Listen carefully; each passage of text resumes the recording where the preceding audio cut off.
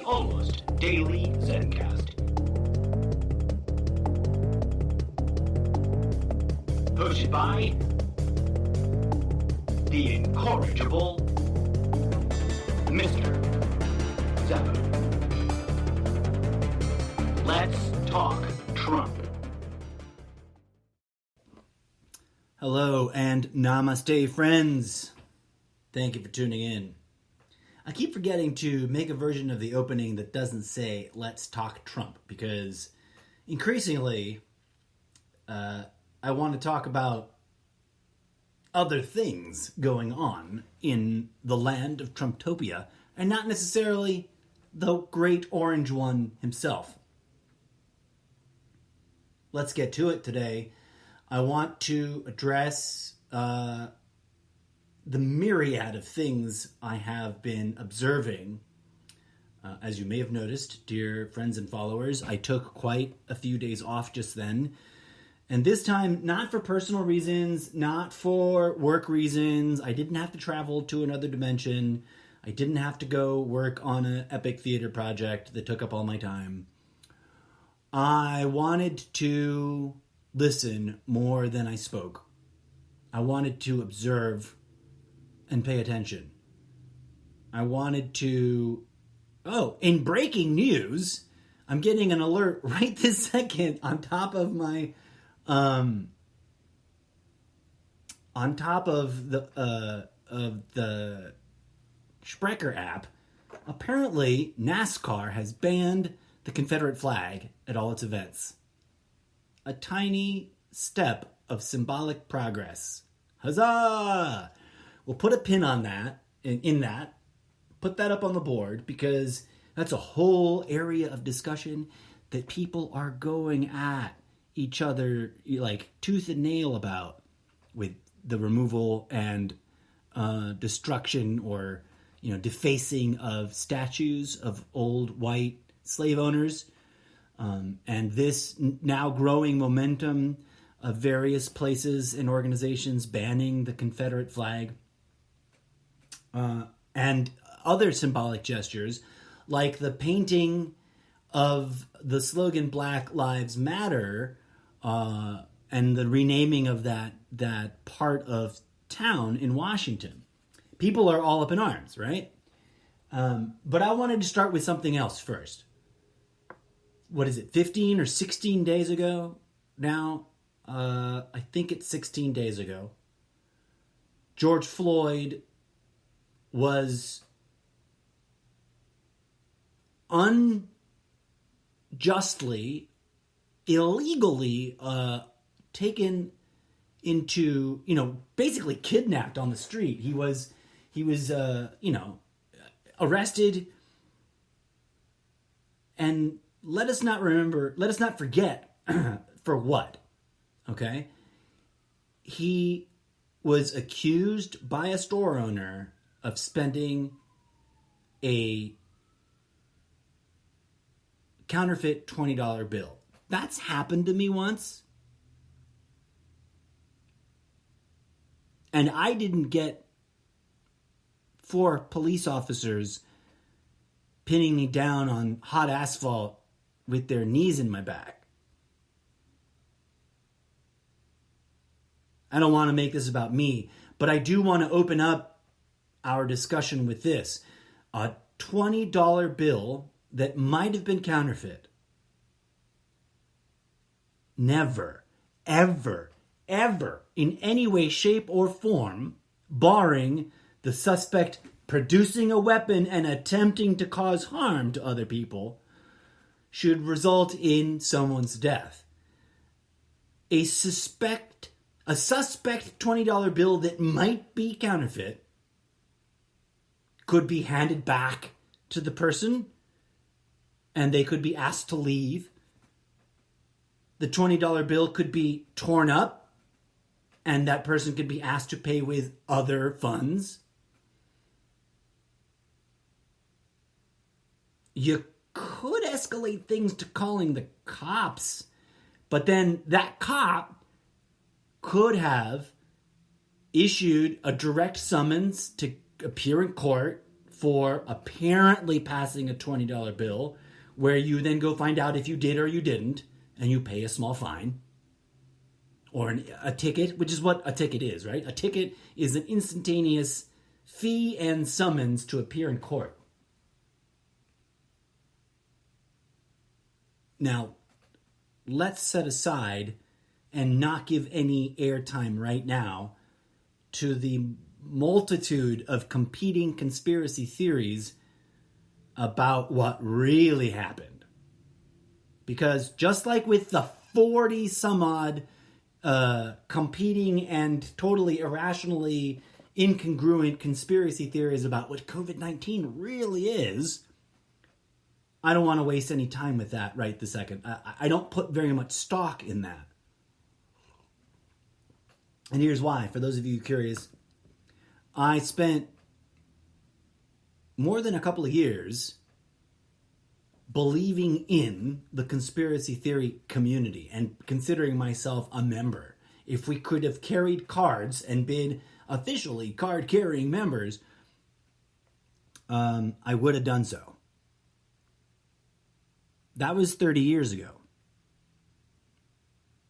In the intervening time, I've applied a lot of that critical thinking and personal research and investigation into the content as proffered, and I found a few things that made me, just like with organized religion, want to go, meh, fuck off, I don't need you in my life. And I'll put it to you simply. Just like organized religion, hear me out on this, just like organized religion, conspiracy theory content requires blind faith, even though it gives you lots of evidence. It doesn't actually prove that evidence out. It often gives you evidence that doesn't even make sense. Like, listen to all the proofs from flat earthers. Some of those proofs are really complex and technical sounding, but don't add up and don't make fucking sense and don't accurately reflect reality. They require you to pledge allegiance to them and become a rabid defender of them, just like organized religion. They inspire people to spew hate speech at others for not agreeing with the content, just like organized religion. They draw a line in the sand, and they create us versus them ism dynamics. The one thing that all conspiracy theory content, from Bigfoot to the Illuminati to what have you, to COVID-19, have in common is that there's always an accompanying campaign of neurolinguistically manipulative psyop propaganda that says, hey, you're special. You believe this conspiracy theory. And those motherfuckers over there don't. So fuck them and tell them they're stupid. And right there, friends, checkbox, I don't need it in my life. Even if it has little nuggets of truth sprinkled out throughout, even if it has huge chunky nuggets of truth sprinkled throughout, the fact that it is using truth and fiction combined to draw that line, to say you're special and everybody else is an idiot, and make sure you go piss in their face, because that's freedom. I say, fuck that noise. And I say, let's stick to the facts that we can confirm and that don't have additional writers of neurolinguistic programming and us versus them ideological manipulation, right? So I digress. Setting aside the growing conspiracy theories about what really happened to George Floyd, I want to point out something really interesting.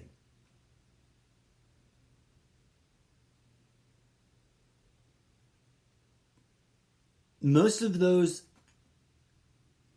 theories, that content, includes a lot of character assassination talk, right? Like, oh, George Floyd was a criminal. George Floyd was a crack addict. George Floyd broke into some pregnant lady's house and did some horrible thing to her. I don't know that those are true, right? And I doubt that anybody is 100% sure if that's all really true or not. And until his family makes a statement about his criminal record, I don't know that I need to waste my time worrying about it, because the way it's being used is unfair and un-American. It's character assassination. Here's why. I don't give a fuck what criminal history, unless someone is brandishing a lethal weapon and creating imminent danger in America, in the America I put my faith in the America I got sold, in the American dream that I was told to believe in. Everybody is equal in the eyes of the law, supposedly. Everyone is supposed to be innocent until proven guilty of every new accusation, which means a $20 counterfeit bill should never result in the death of an unarmed person. Full stop. Period. Don't give a fuck about your rationalizing that he was a bad guy from before.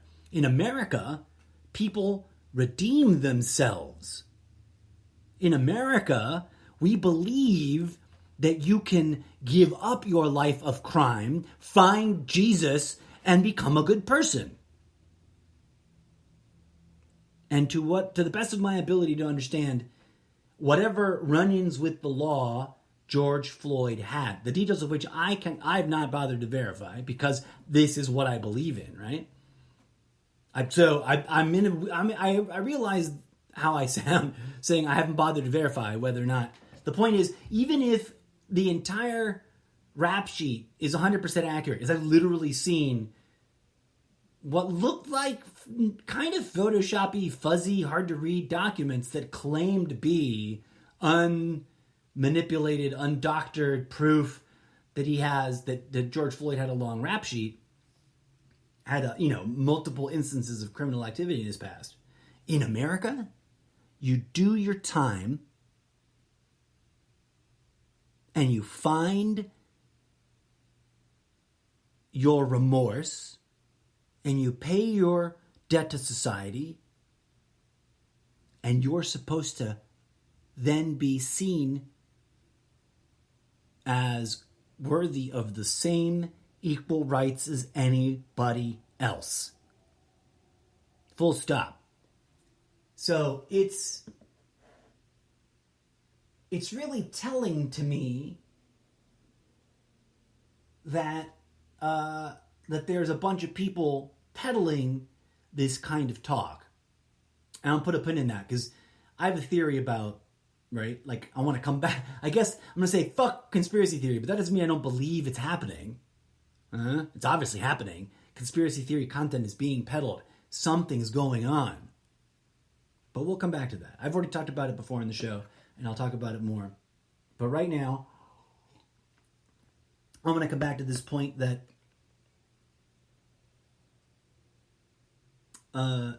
in America, the justice system pretends to be something that it isn't. And that's the problem. And it runs deep, and it isn't just about the justice system, right? But no matter what, to finish my thought here about like the character assassination and hyper-criminalization of George Floyd and black men in general, no cop ever is supposed to have the powers of judge, jury, and executioner. Only under the most extreme conditions. That's what law enforcement describes itself as, right? Like, but if you look at the facts on the ground, in our lifetimes, the police has been incrementally becoming militarized, tribalized, and empowered to see it themselves as justified murderers. There's even a police education training program called Killology. I'm not making this up. Who was just talking about this? John Oliver was just talking about this. Go check out his most recent episodes. Go check out his last 4 or 5 episodes. He's been on fucking fire. He does what I want to do way better than how I do it. But I'm very grateful for those of you who stick with me and check out my show whenever I post an episode up. So, I digress. That's my point, right? Like, no cop ever, under any situation, barring life-threatening moments of being attacked or others being attacked, other than to save a life or to defend themselves, are they supposed to have that power of judge, jury, and executioner.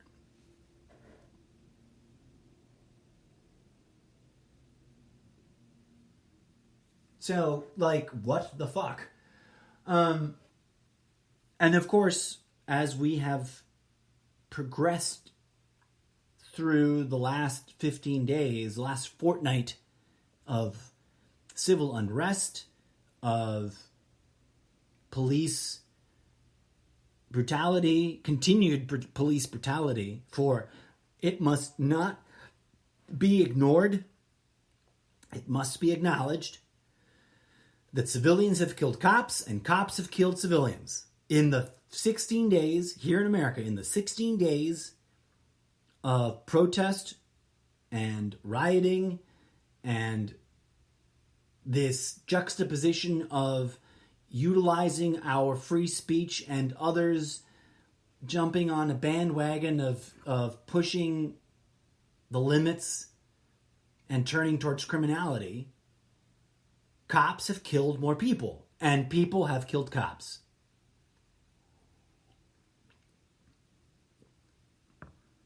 If you're not aware, you might want to look into it just so that you don't overlook those facts, so that you're aware that that's happened. But what's one of the most prominent things that I've seen is alarmists arguing that what's going to happen next, thanks to all the riots and the protests, is the establishment of a police state. I'm sorry, folks. That's naivete. That is one hell of a brilliant example of white privilege. For the last 413 years, this place has been a police state, brutalizing people of color. Period. Full stop. Do a little research. Where do cops originate from? In America? Obviously, police existed in other countries before America. But in America, where did we first see police departments forming? On plantations to monitor, corral, oppress, contain, and control black slaves.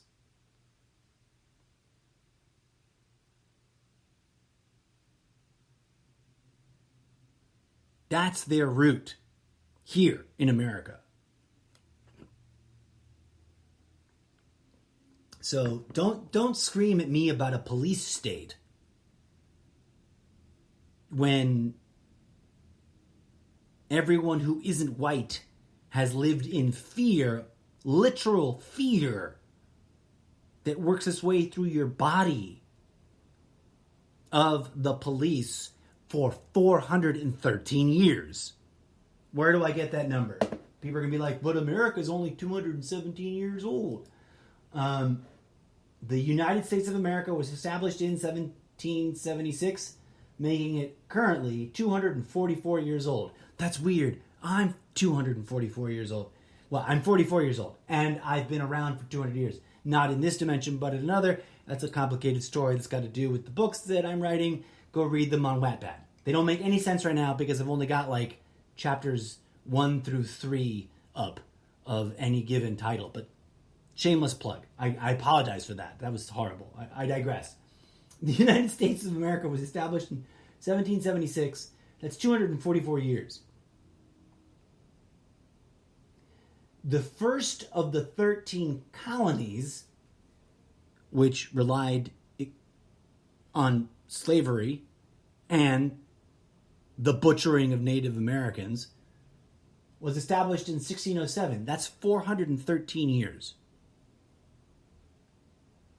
Columbus first started terrorizing Aboriginal people in Central America in 1492. That's 528 years of empire building on this continent. That's 528 years of white supremacy. Blatant white supremacy. But all the progress we've made, America's not racist. Okay. Tell that to everyone who is dead at the hands of angry white cops who did not, should not have killed them, right? Like, there was no reason to. There was no cause.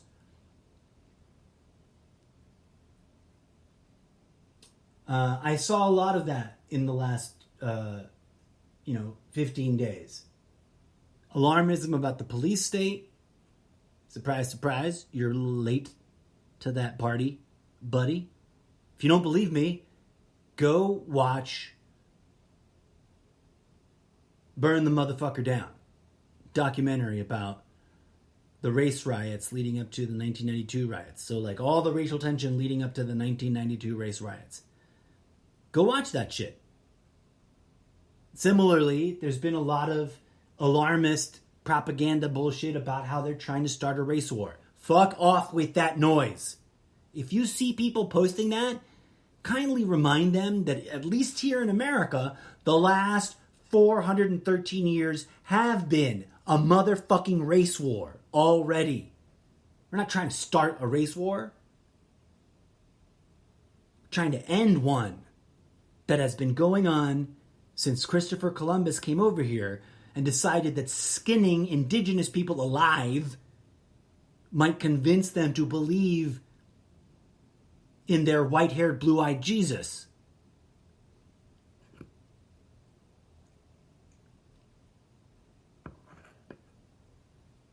So, obviously, it's been a contentious couple of weeks. People are suffering. People of color are outraged. White people who are allies or just plain old-fashioned human beings that are capable of seeing other people as human beings are outraged.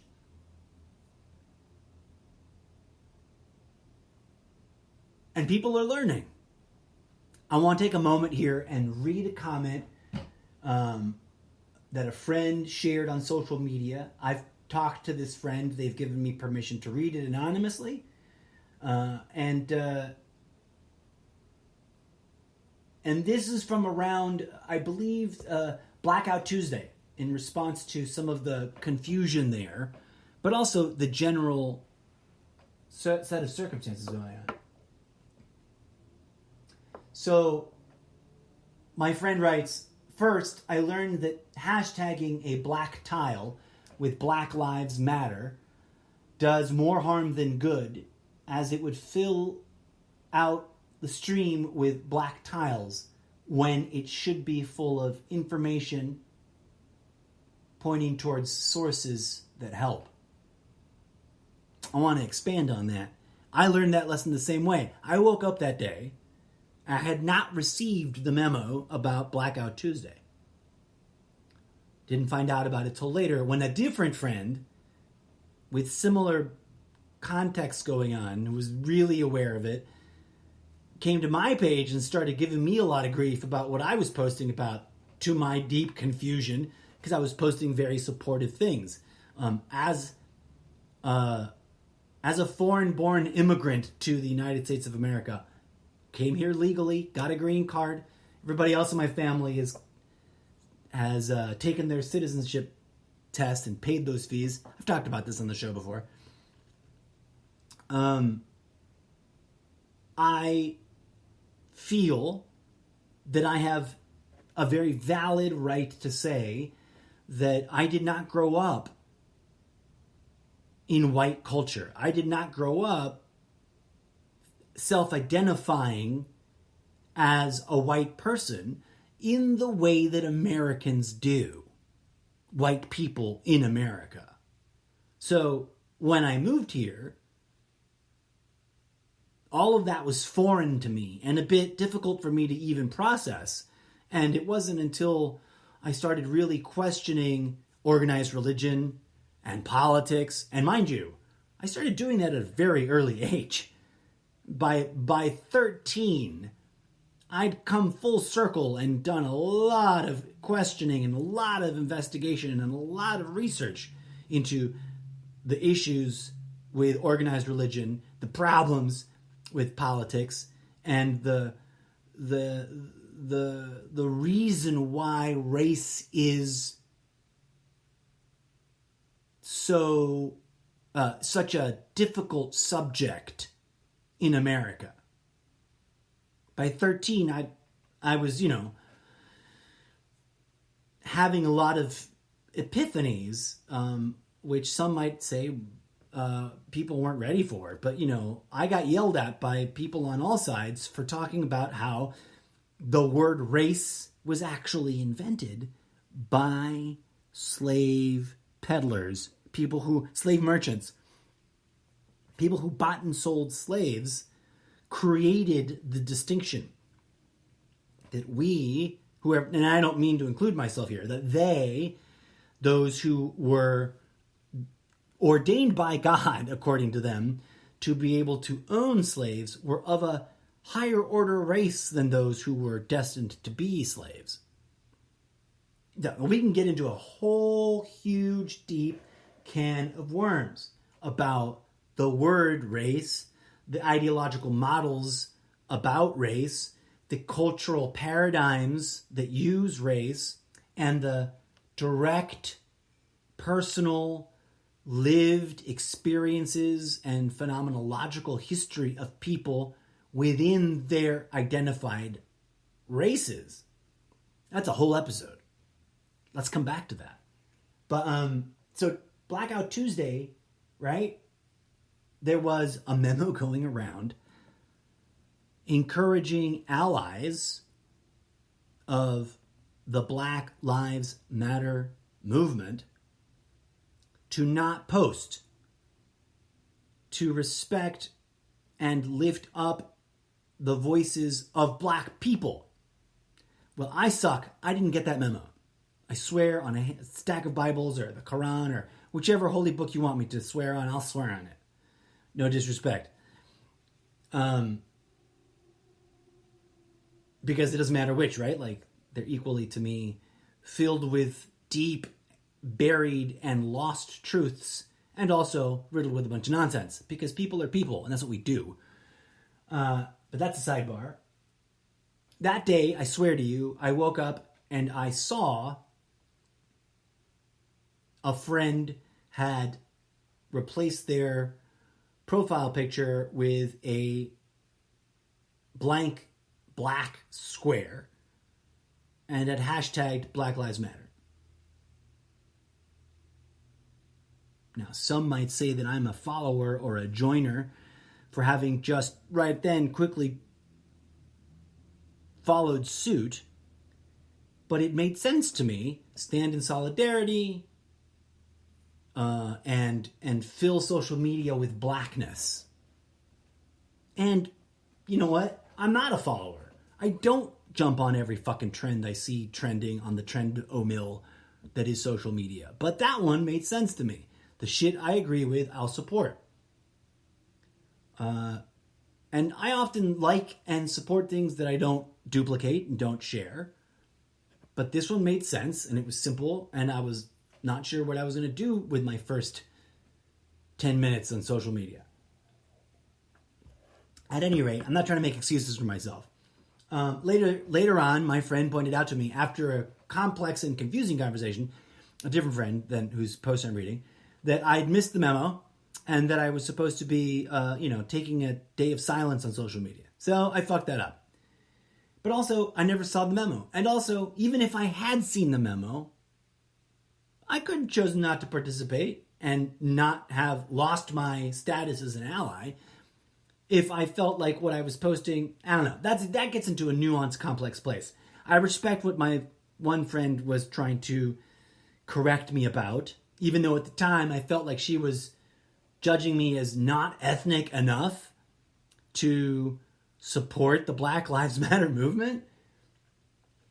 She cleared up my misunderstanding, and I cleared up for her misunderstanding, and then we agreed that we were both being a little bit special about it, and that, you know what, it was already several days after the fact, and we could move on with our lives. But I digress. So this is something I came across later on when my friend was, when I like, I figured that out, and I was like, oh, okay, duh. And then I saw that another friend, who is an ally,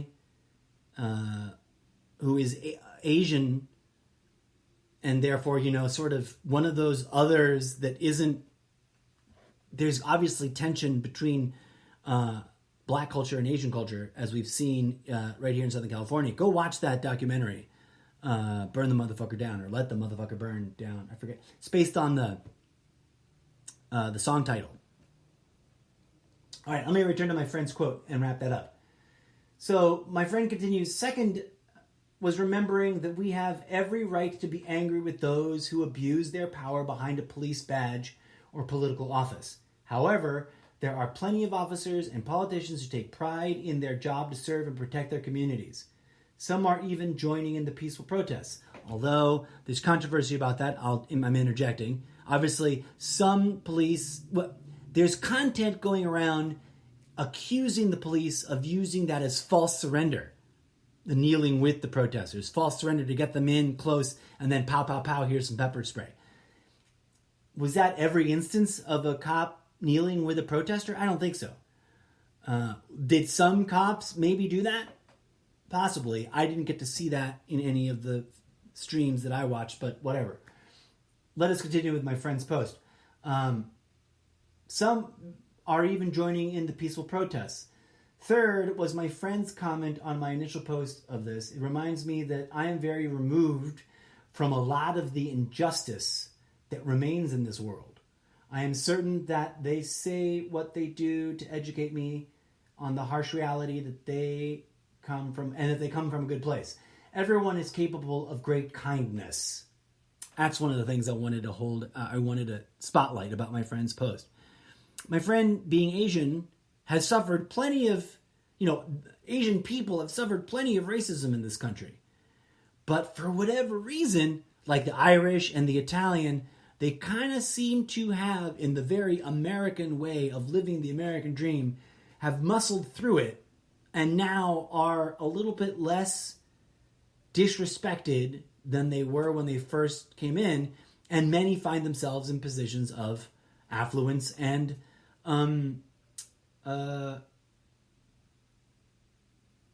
safety from that.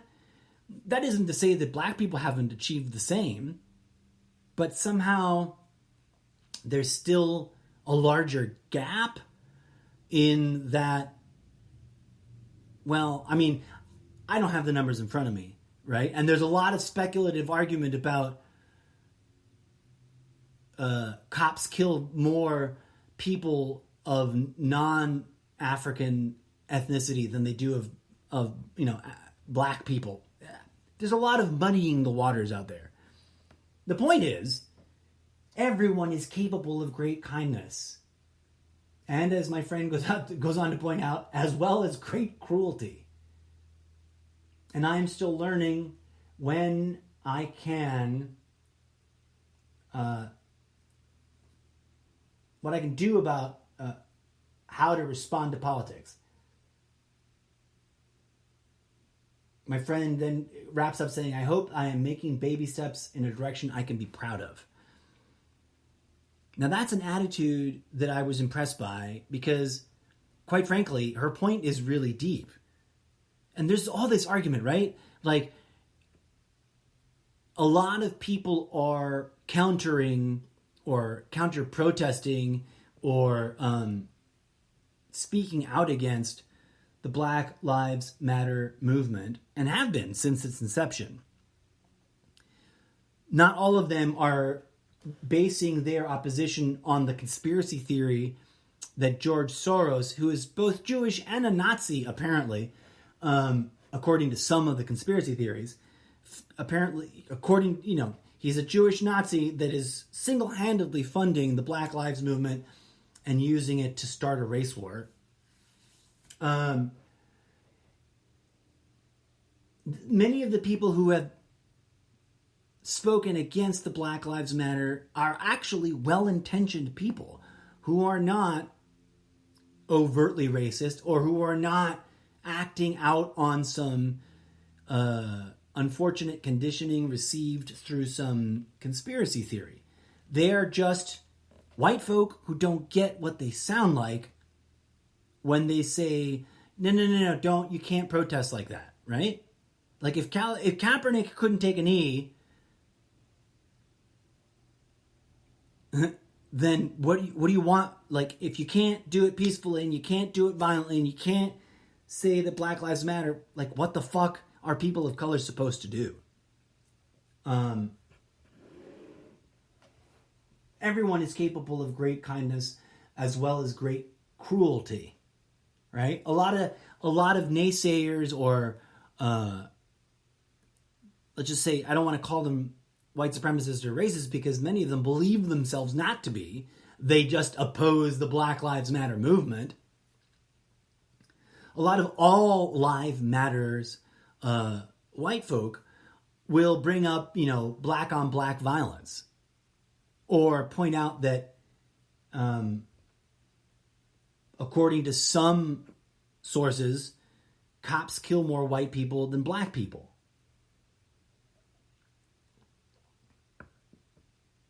And I think the most interesting or important... here's another one. A different friend pointed out that they keep seeing on their newsfeed statements like, quote, why are they protesting about Black Lives Matter but not child trafficking? Why are they protesting about Black Lives Matter but not police brutality? What about X, Y, and Z? And there's an endless list, right?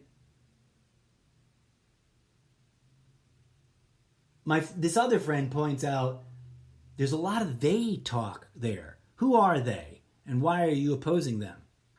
First of all, that's the first thought that comes to mind. But then this is a different friend now. Several friends gave me permission to reference their posts for this episode. And I send my loving thanks to them. This other friend continues on, why aren't you protesting against these things? If you must compare, why aren't you doing anything?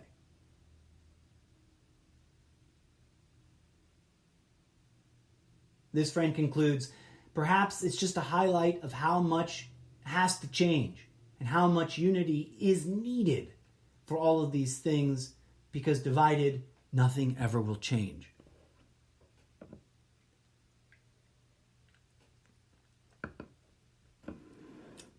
For white people to tell black people that they can't protest with this slogan is for white people who claim to not be racist to empower racists.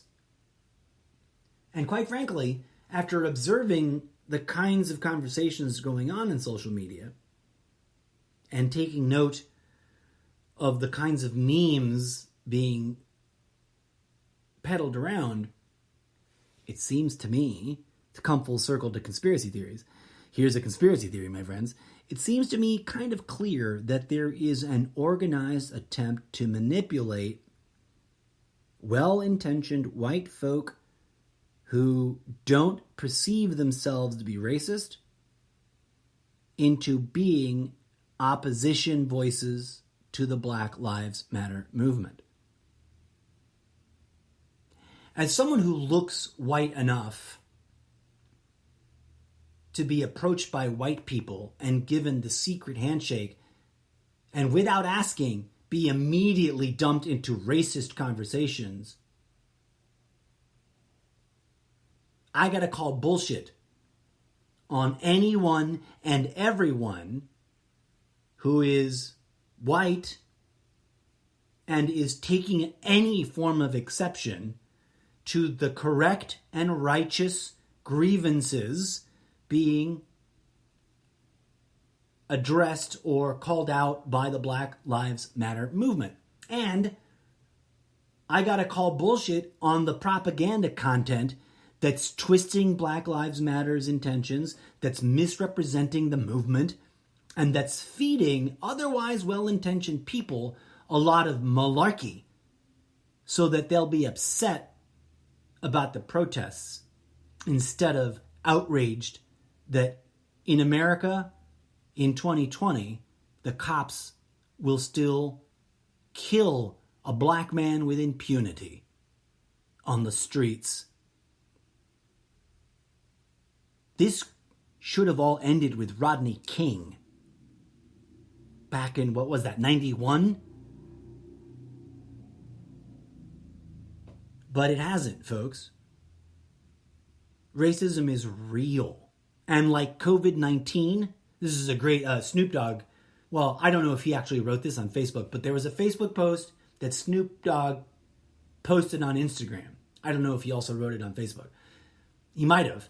But I don't have it in front of me, but it goes, what COVID-19 and racism have in common is that people don't believe in them until they are directly impacted by them.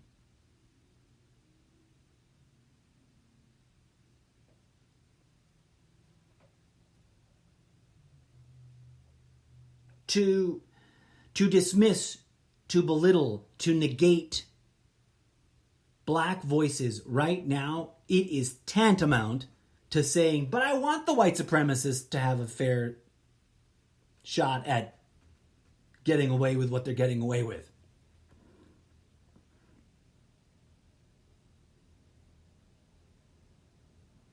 As my friend who came to my page to sort of school me a little did correctly point out, what's lacking is empathy. What's lacking is listening. There are too many white people arguing with each other about whether or not racism is real. Y'all just need to shut the fuck up and listen to the people who have been oppressed for 413 years in your country. That is the height of white privilege. To distance oneself from the sins of the past. To wave the little flag and be proud of living in the land of the free and the home of the brave, without acknowledging that these 13 colonies were profit centers established by white supremacist slave traders to extract the wealth of this continent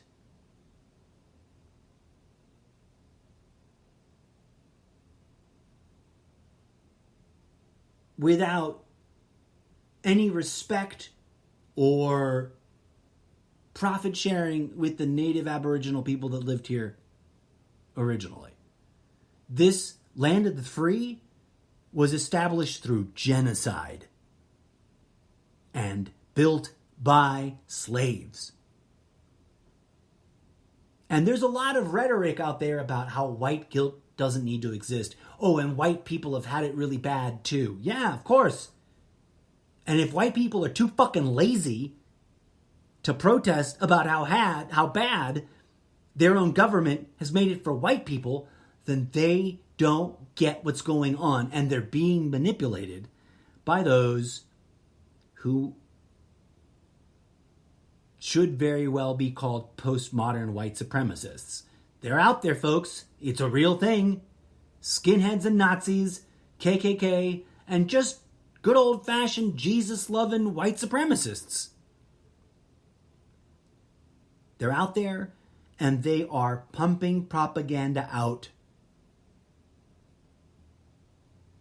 Now, the propaganda is coming from all kinds of places. There is no one source of it. And here's one of the ironies. And this is one of the flaws of the conspiracy theory community.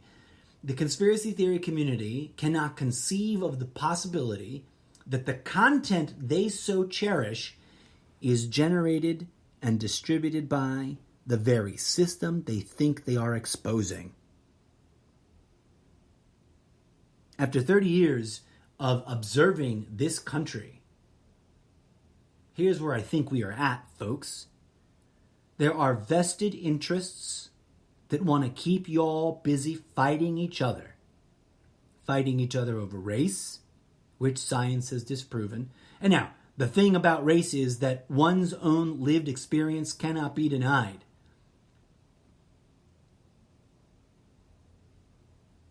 Right? So, for as much as I have understood since before puberty that race does not exist, people have overtly treated me in a multitude of very bizarre ways based on how they choose to interpret which race they perceive me to be. White people who are also racists will take a look at me, and depending on how fucking racist they are, will either instantly include me in their racism without a second thought, or test me to make sure I'm white enough to be included in their racism.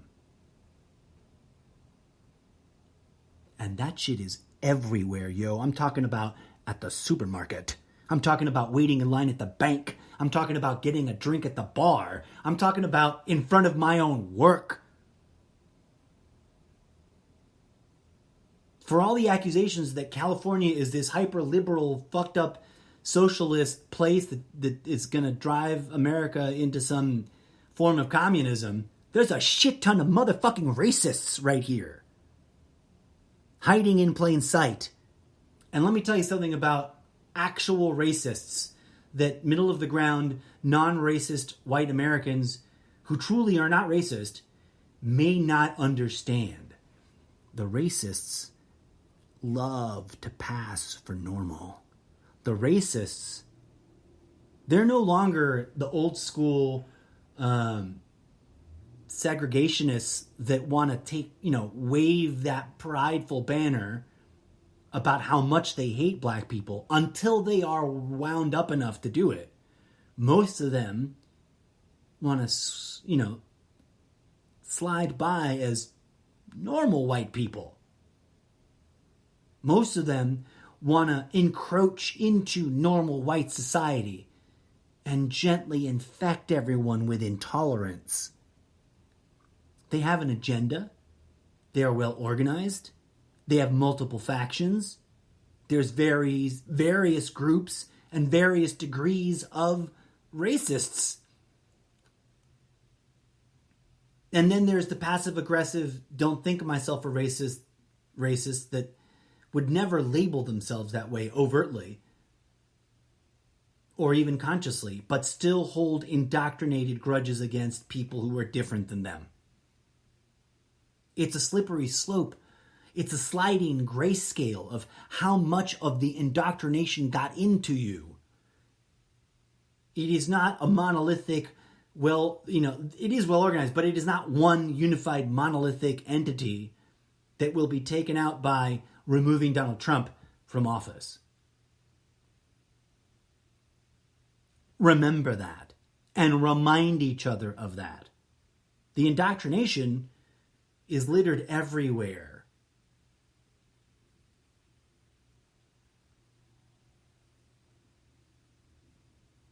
Just the fact that we try not to tell our kids about the genocide that was required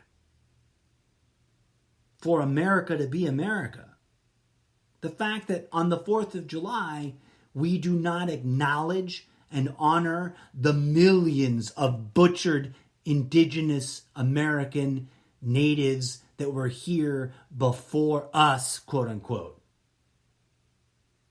The fact that on the 4th of July, there's no honoring of the slaves that died building the infrastructure of the 13 colonies and of the initial first 13 states.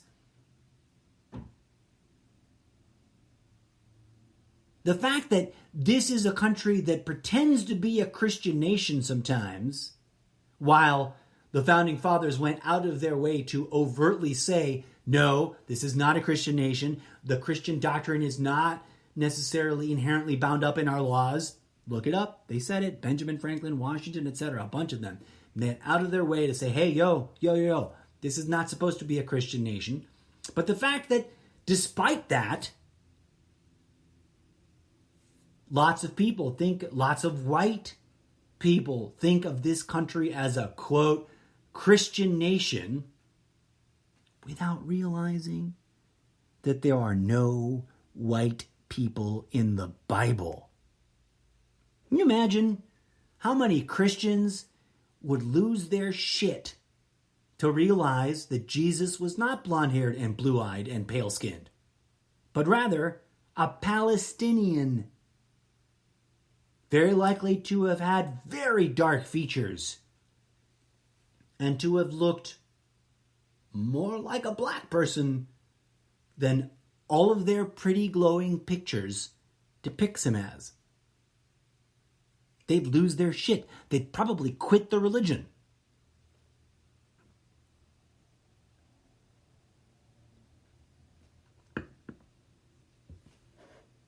Things are changing, folks, and as I've always liked to remind myself and hopefully help us all remind each other, it is not all doom and gloom.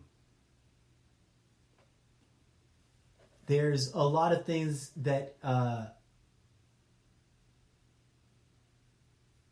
another friend, I want to close the show with something else another friend posted. So there's a trend every time people protest police brutality and systemic racism. One side says Black Lives Matter and tries to get support, offer solutions, etc. The other goes, quote, black people commit murders and do lots of crimes, and then fold their arms and act like that is where the conversation should end. I don't understand how the second example is helpful. It seems like both sides agree that there's at least a problem, but one wants solutions and the other wants to sweep it under the rug. And I also want to read, I did not pop it up earlier. My response on social media as I've coped with my own sort of, the first time I heard Black Lives Matter, I said yes, and also everyone's life matters. Not exactly all lives matter. I'm glad that I did not continue carrying on with that. Where's this other image? There's a sign that a beautiful young black person was holding up during the protests that I wish the world, that at least all lives matter Americans would take the fucking time to really think about. And here it is. I found it. It reads, and I quote, and this is written by a black person. And what's the point of all this? Right now, let me just kind of touch on the overarching theme here. Right now, as we transition from ongoing protests to actual attempts to reform and change the institutions in question in our society, we all need to remember that it is not black versus white. It's tyranny versus oppression. Sorry, it's tyranny versus those who are oppressed. Okay, so this sign, and this I've shared this a lot, and I encourage, if you have friends that just don't get it and that are clinging to the all lives matter rebuttal, here's a couple things you can throw at them. This meme is floating around, and I've got a copy of it, and you can probably find it on Google, and it reads, "We said Black Lives Matter. We never said only Black Lives Matter. We know all lives matter. We just need your help." With hashtag Black Lives Matter, because Black lives are in danger. A lot of people didn't get that or don't understand that. And so another thing that was going around that I think was helpful was now someone else had created this, and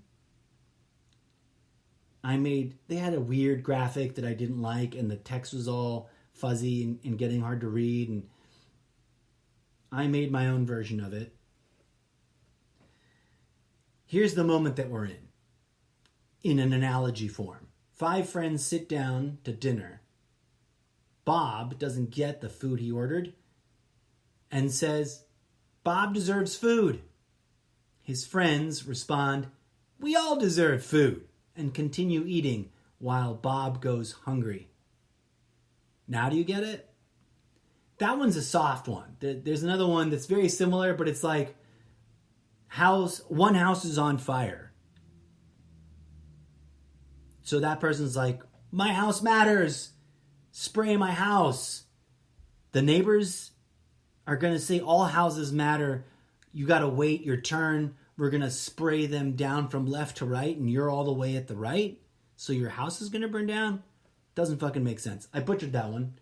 It was a lot better stated when I saw it. But you get the point. And there's also a beautiful visual one that says, Black people invented hashtag Black Lives Matter. White people respond aggressively, I might interject, and dismissively and disrespectfully and tone-deafedly with all lives matter. And here's a pictorial representation. And the image underneath that caption is a black woman's face, a close-up of a black woman's face with a white person's hand across her mouth. No matter how you feel about the slogan, now is not the time to tell black people you're doing it wrong. Now is the time to listen to their grievance, to listen to their pain and suffering and honor that. Now is the time to create space so that they can be heard as individuals and as a community. And yes, everyone deserves that. And yes, we will make our way through everyone with a grievance. But right this hot second,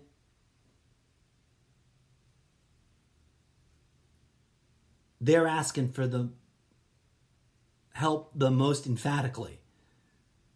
And they got a pretty strong argument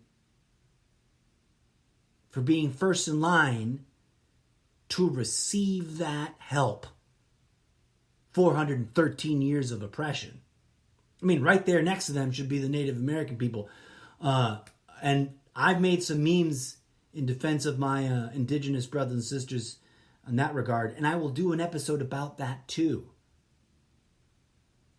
But I thought I'd kick it off with my observations about what's what's trending in the social media, at least through my limited perspective on it. And close out with some hope and some hopefully inspirational statements. When the power of love overcomes the love of power, the world will know peace. Jimi Hendrix. This next one is unknown. See everyone through the eyes of spirit. This is how we find love and compassion for all. And then this is my own. When everyone can see divinity in each other's eyes once more. And I regret having used the word instead here. I could have just left it at that. But I wanted to critique our attachment to dividing ourselves according to skin color, political party, and ideological labels. So I regretfully, to be concise, used the word instead. But it's not instead, it's like on top of, beyond.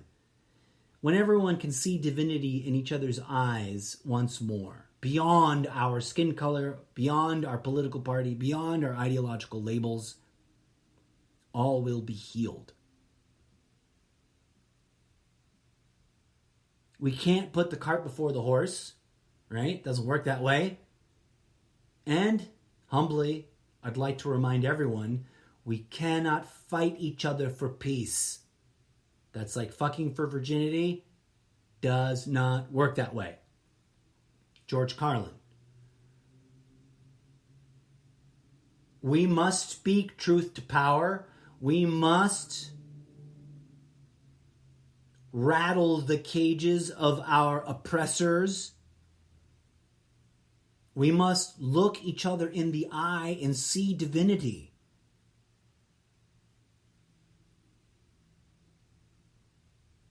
We must, in my humble opinion, acknowledge the horrors and atrocities of the past. And I know that's tedious. And a lot of well-intentioned people just feel burnt out by it. They feel overwhelmed by it. They feel personally attacked by it. I get it. But until you can feel other people's pain, until you can truly feel other people's pain,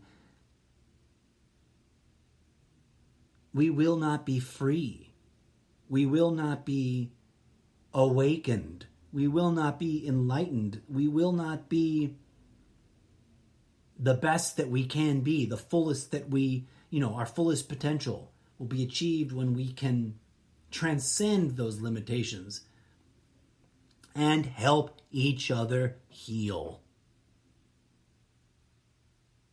It's been a intense, turbulent, fast-moving, violent, painful, and traumatic couple of weeks.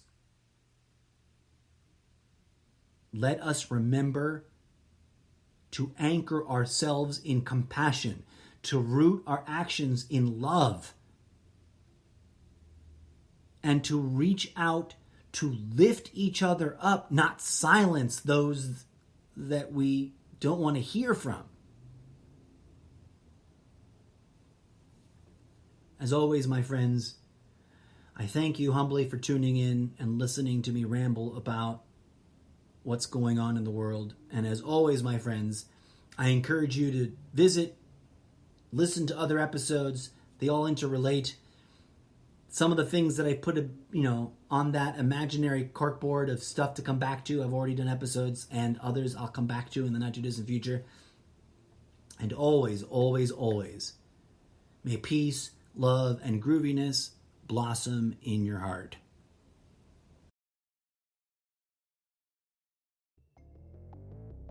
And that is the latest madness from behind the orange wall. Thank you for listening to GMT, a special segment of the Almost Daily Zencast.